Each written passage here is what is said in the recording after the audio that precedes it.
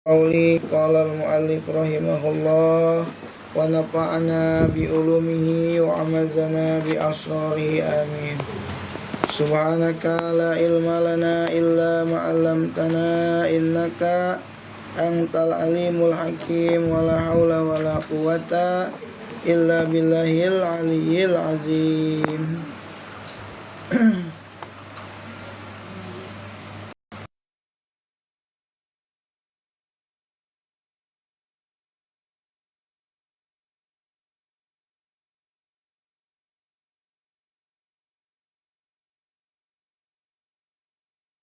Nikmat yang Allah Subhanahu wa taala telah limpahkan kepada kita,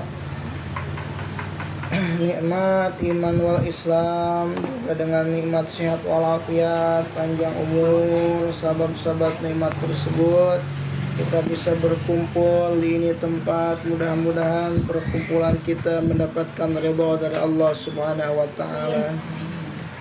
Salawat serta salam semoga tercurah limpah kepada junjungan kita baginda Nabi Muhammad sallallahu alaihi wasallam dan kepada keluarganya, para sahabatnya, tabi'in wa tabi'atan kepada kita selaku umatnya, dan juga pada seluruh umatnya kaum muslimin wal muslimat sampai yaumil akhir.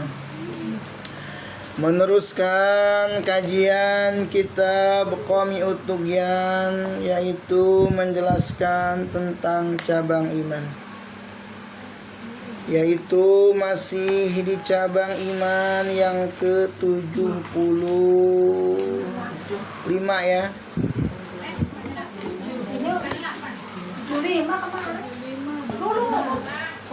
Ya, 78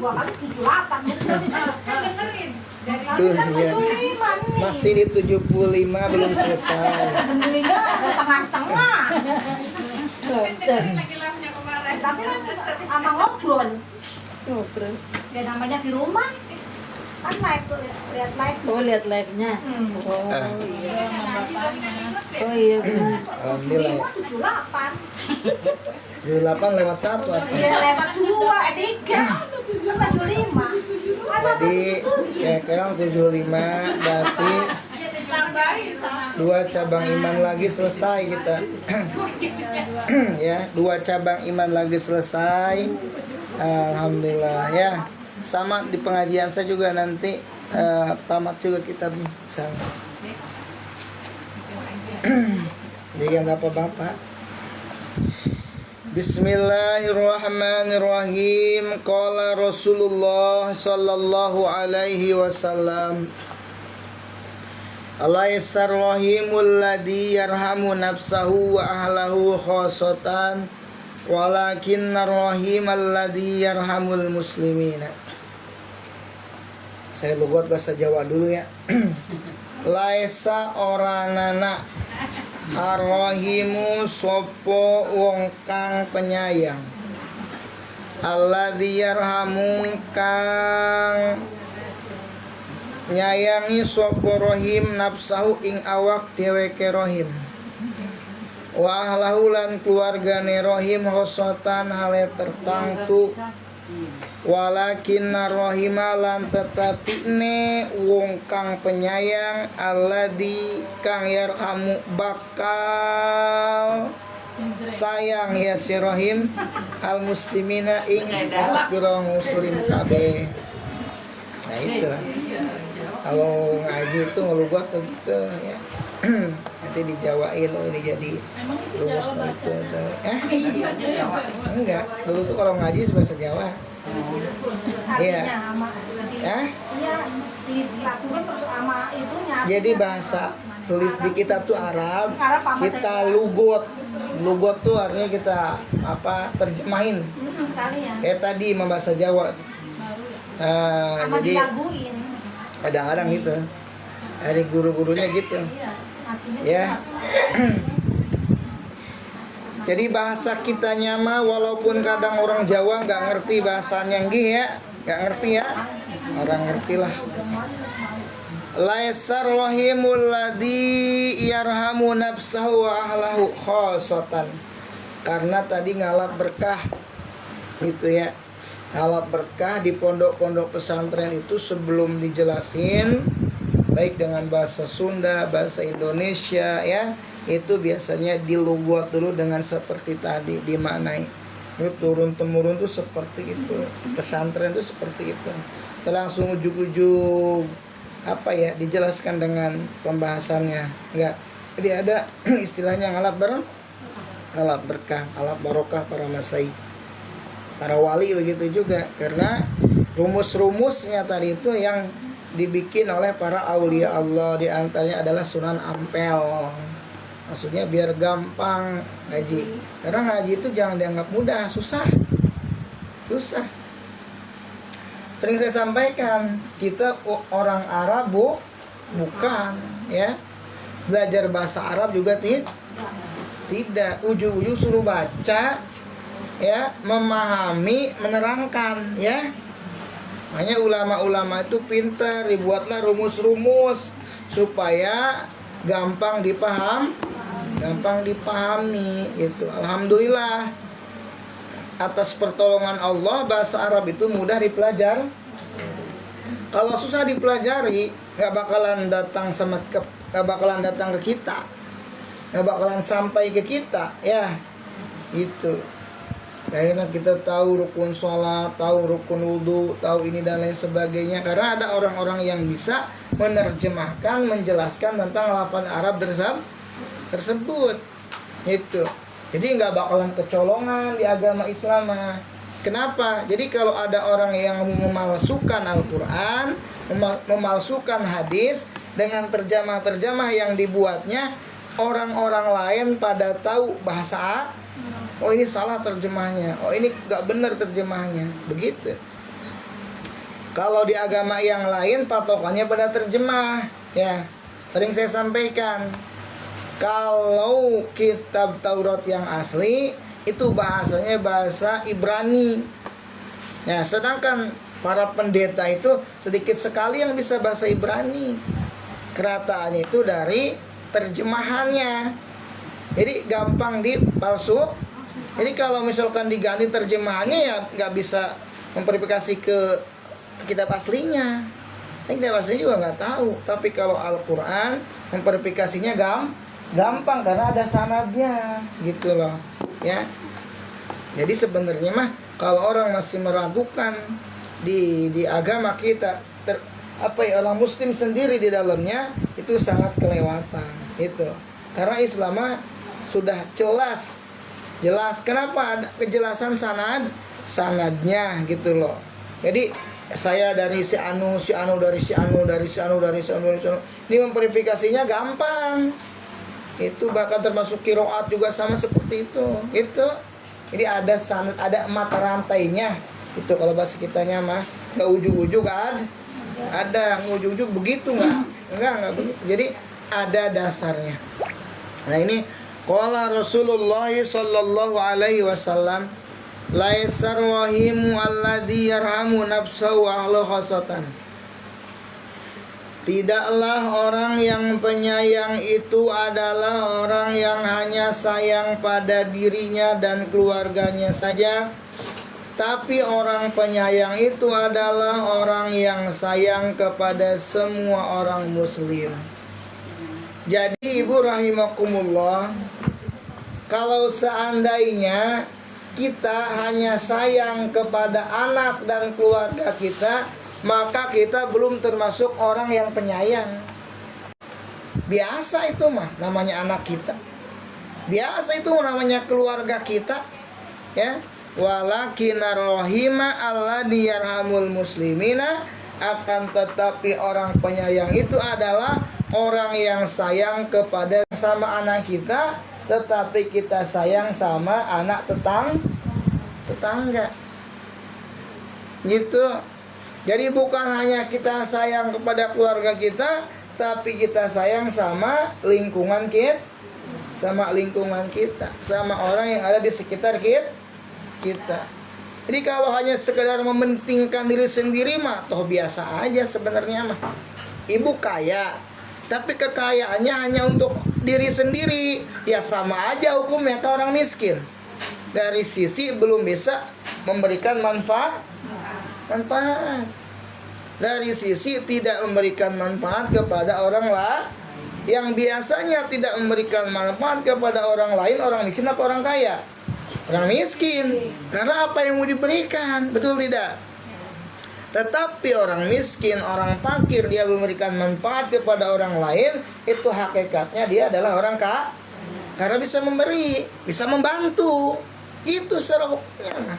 Itu ya. Jadi kembali lagi tadi bahwa dikala kita menyayangi, mengasihi diri kita sendiri dan keluarga khususnya, maka kita tidak termasuk orang yang penyayang secara sempurna. Tidak.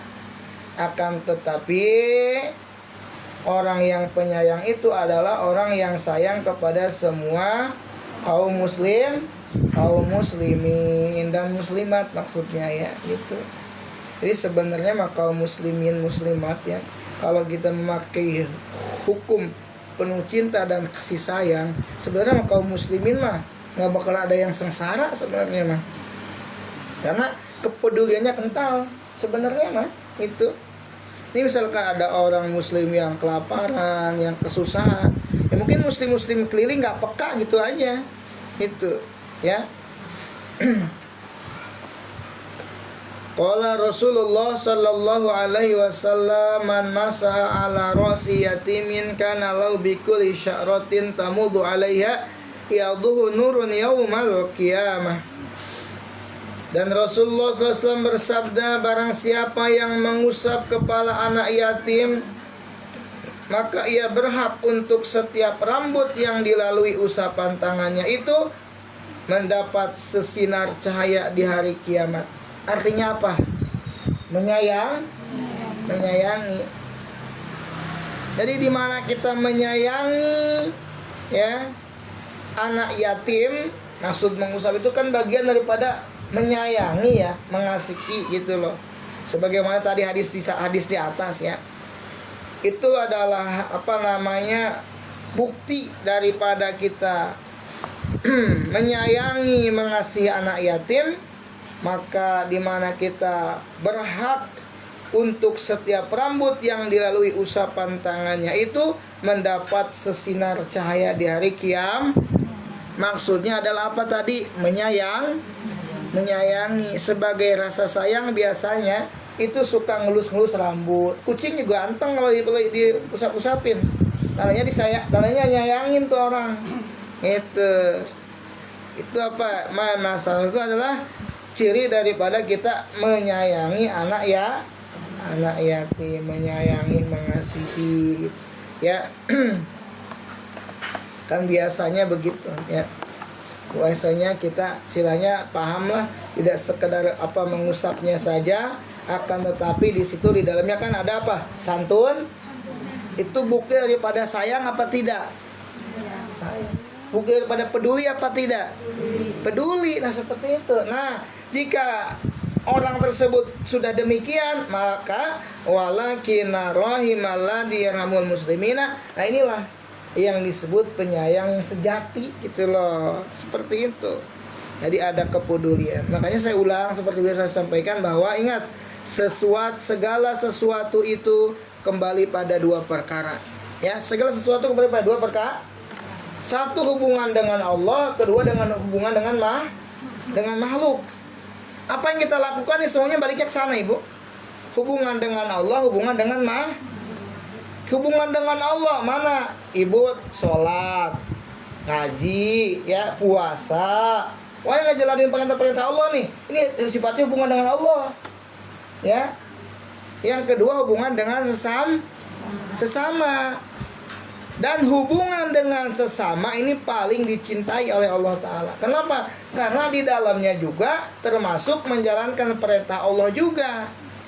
Kalau kita hubungan dengan Allah, manfaatnya hanya untuk kita. Tapi kalau kita berhubungan dengan makhluk, manfaatnya untuk kita dan orang lain. Contoh, kayak misalkan menyayangi, mengasihi, berbagi ya. Ketika ada orang yang membutuhkan, kita punya, kita beri, senang gak dia? Senang kan? Manfaat gak? Manfaat. Ada perintah enggaknya nggak dari Allah? Jadi dua, makanya kemarin sudah kita kaji kalau tidak salah ya, di bab yang sudah kelewat bahwa Allah Ta'ala itu mencintai orang yang zahil, orang yang bodoh tetapi dermawan daripada orang yang ahli ibadah tetapi kemarin kita kaji. Ya, kenapa? Karena walaupun jahil dermawan, sifatnya ada manfaat buat orang lain. Kalau ibadah buat kita sendiri, puasa buat kita, betul tidak? Ngaji buat kita, ya. Terus haji buat kita. Tapi kalau menyenangkan orang lain, buat kita apa buat orang lain? Dua-duanya, betul tidak? Nah, makanya senangkan orang lain dalam hal yang positif, maka Allah Ta'ala akan menyenangkan kita. Gitu. Tolong orang lain, maka Allah akan menolong kita. Berbuat baik kepada orang lain, niscaya Allah akan berbuat baik pada kita. Maksudnya Allah akan menolong diri kita. Segala sesuatu itu kembali kepada dua. Saya ingetin itu, ya. Yaitu dimana kita menjalankan perintah Allah disebut dengan hablum minau. Menjalankan sifatnya dari antara sesama hablum minanas. Jaga itu. Dua perkara. Oleh karenanya dua perkara ini mesti sinkron, mesti nyambung, mesti keduanya itu pas. Hubungan dengan Allah baik, hubungan dengan sesama baik. Selesai sudah, masalah beres kalau kayak begitu mah. Tapi jangan sebaliknya. Hubungan dengan Allah tidak aqimus sholat, diperintah sholat sama Allah kagak sholat. Diperintah zakat sama Allah kagak zakat. Sama orang berantem mulu kerjaannya. Bahaya udah. Ya, celaka. Sama Allah kagak patuh, sama orang banyak didoain gak bener. Tapi kalau dibalik, diganti dengan tadi hablum minallah baik, hablum minanas wah, nikmat luar biasa ya. Sama orang-orang didoain baik, Allah Ta'ala membuka lebar pintu rahmatnya untuk orang tersebut gitu ya. Hikayat, ini suatu hikayat nih. Suatu cerita Sayyidina Ali karramallahu wajhah berkata, ada seorang laki-laki pernah datang kepada baginda Nabi Muhammad sallallahu alaihi wasallam, lalu ia berkata, "Ya Rasulullah, asaitu fatahhirni." Wahai Rasulullah, aku telah melakukan maksiat, fatahhirni, maka sucikanlah diriku. Wama isyanuka, kata Rasul, apa maksiatmu? Apa yang telah kamu lakukan? Qala astahyi min an aqula. Ya Rasulullah, saya malu untuk mengatakannya. Gitu. Jadi itu malu ngomongnya sama Rasul. Kata Rasulullah, atastahyi minni an tukhbirani an dambika wa lima tastahyi minallahi ta'ala wa huwa yaraka kum bakhruj min indi hatta la tanjilan naru alaina. Kata Rasulullah, engkau malu kepadaku untuk memberitahukan tentang dosamu, dan mengapa engkau tidak malu kepada Allah Ta'ala yang dia senantiasa melihatmu. Gitu. Kalau bahasa Sundanya mah si arika aing isin arika Allah hente. Itu ya, sama saya mah kamu malu gitu ya, yang sifatnya saya nggak ngelihat ya. Tapi sama Allah di saat kamu nggak saat kamu ngelakuin, kamu kagak malu. Tadi ditanya sama Rasul, emang maksiat kamu apa? Malu saya Rasul nyeritainnya. Dijawab sama Rasul tadi, engkau malu kepadaku untuk memberitahukan tentang dosamu, dan mengapa engkau tidak malu kepada Allah yang dia senantiasa melihatmu ya. Jadi kita ini Bu tidak terlepas dari pandangan Allah Subhanahu 24 jam nonstop. Ya, lagi tidur lagi apa selalu dijaga. Hati kita juga dijaga nih sama Allah. Tahu di hati kita ini ada apa aja Allah Maha tahu, emang yang gerakin juga Allah. Tahu semuanya. Niat semuanya juga tahu ya. Yang ngomong ngaji lama amat juga tahu. Allah Maha tahu segalanya. Kalau Allah Maha tahu, tapi kenapa kita berbuat baik? Katanya karena Allah, tapi kenapa mesti orang tahu akan kebaikan kita? Ya kan? Kadang kita ngomong, wah saya mau kena Allah. Tapi kalau kena Allah, kenapa mesti orang lain tak tahu? Nah, pertanyaannya mungkin ada sebab karena yang lain. Kalau karena Allah semata mah selesai, wassalam. Tidak ngubris mau diomongin orang kayak. Tidak ngubris mau itu orang berbuat kebaikan lagi kepada kita kayak terserah. Yang penting saya udah ngelakuin hal yang baik lillahi ta'ala. Selesai.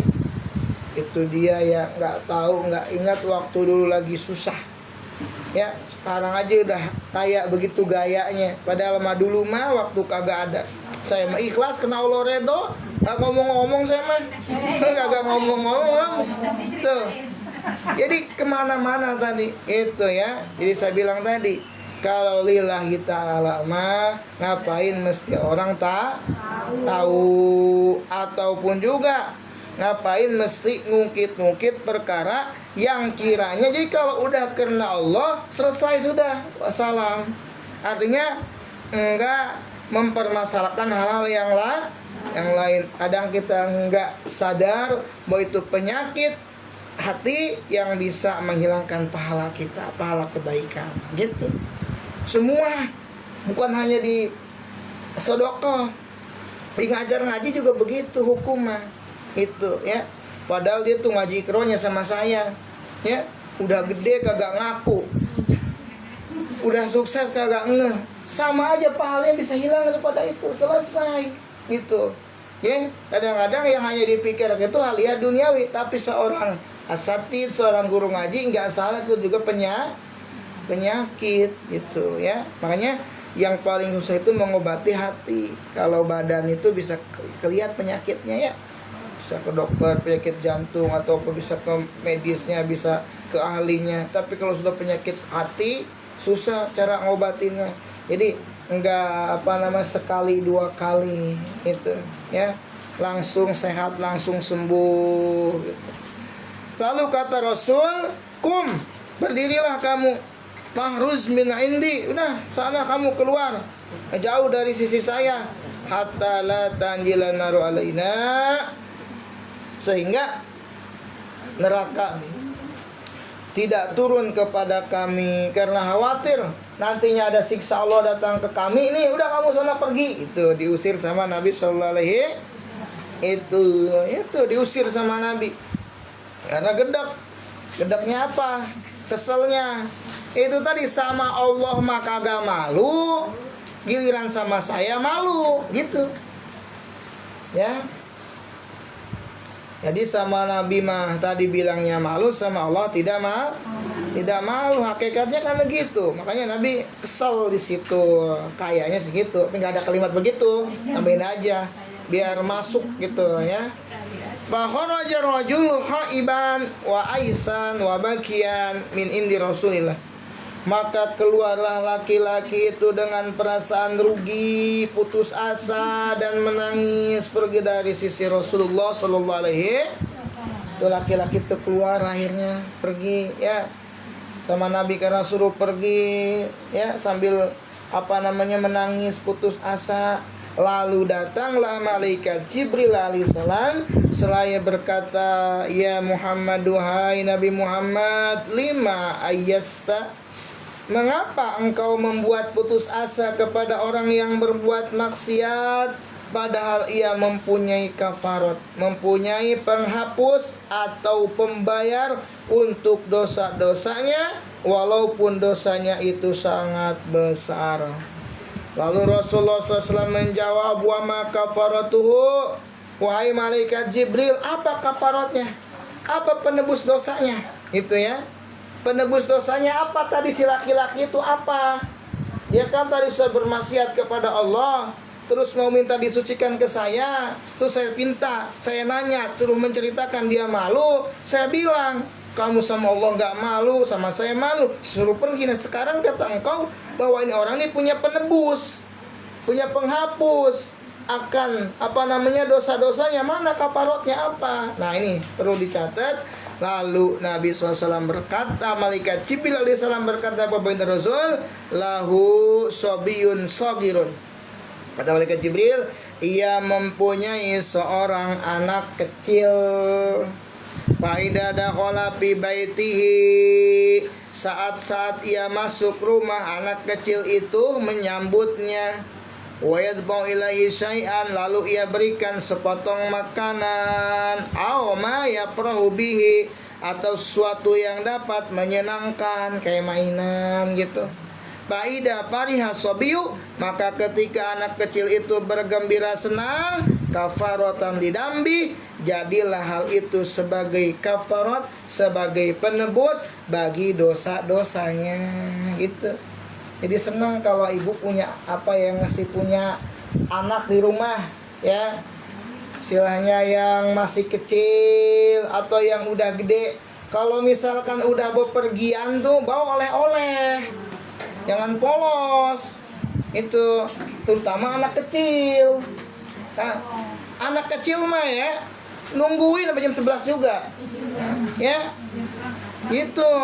Nah, ketika pas kita pulang habis jalan-jalan gak bawa apa-apa, padahal dia minta awalnya nih gak kita beliin, wah itu kecewanya kelihatan banget, beneran kayak ketimpa runtuhan, padahal anak kecil, betul tidak? Ternyata hal segitu saja itu bisa menjadi penebus dosa-dosa kita. Jadi kafarah itu yang bikin seneng tuh makanan. Wah, kadang-kadang udah kita bawa ini sesuatu yang dia inginkan, kita mau ditinggalin, merengos aja udah. Kita mah nggak dianggap. Iya, udah seneng dengan apa yang kita bawa. Wah, luar biasa. Ya, masya Allah. Atau mainan, pokoknya sesuatu yang positif. Tapi anak kecil mah kadang-kadang gini, nggak tahu yang baik dan nggak tahu yang buruk, asal menyenangkan saja kan begitu. Bagi kita tidak baik seperti itu ya. Artinya walaupun anak kecil itu mau, tetapi menurut kita muzorot, ya usah dibeliin. Kan itu tinggal begitu ya. Itu tinggal ngelihat itunya aja lah, situasi kondisinya. Oh, kesukaan anak kita apa nih? Wah, ini kesukaannya kalau pas jalan-jalan nih martabak telur nih, beliin. Itu sama kayak nenek-nenek juga. Jadi umum sebenarnya mah gitu. Atau orang tua yang ada di rumah kita, kalau kita pulang kampung atau apa, ditanya di jalan masih tanya, Ma mau pesen apa? Mama nggak pesen apa-apa nggak suka lah, suka nggak martabak, enggak suka nggak ini, enggak apa ya, bingung. Pulang ke rumah, nyampe di rumah, emang nggak bawa apa-apa gitu, nenek-nenek itu ya, datang ke rumah nanyain gitu, saya mau pengennya martabak lah, katanya tadi kagak mau gitu macamnya ya gitu. Artinya nggak usah ditanya orang mah, bawain mbak, itu dianjurkan kita ya. Kalau pas kita pulang kampung atau apa, kalau bahasa kolot, bahasa orang tua mah pemuka lawang, tau nggak? Muka pintu, tuh ada bahasa buka pintunya ya, menyenangkan. Ya, sudahlah, udah jam 19.47, kelamaan ngajinya dah ya. Ya dah, nanti kita lanjutkan ke cabang iman yang ke-76. Ya, nanti kita lanjutkan lagi. Semoga bermanfaat, khusus saya untuk semua yang hadir, dan mudah-mudahan kita semua diberikan ilmu yang bermanfaat, rezeki yang melimpah untuk beribadah kepada Allah Ta'ala. Berkat Al-Fatihah. A'udzubillahi minasyaitonir rajim. Bismillahirrahmanirrahim. Shiratal ladzina an'amta 'alaihim ghairil maghdubi 'alaihim waladdallin. Lam yantalim qatu taha mutlaqan وما تساءب أصلا بما جمعني منه وابو فلم تغرب وما وقعت بطن بجسمه به كأما من رؤية ثبتت لا يراد إنه في علاني لم ينم والعين قد نعست لا يرى صدق طني قد علت قوما إذا جلسوا لا بمنتتني هذه الخصائص فبدا تكون من شر رين وشرق ومهني سبحانك اللهم وبحمدك أشهد أن لا إله إلا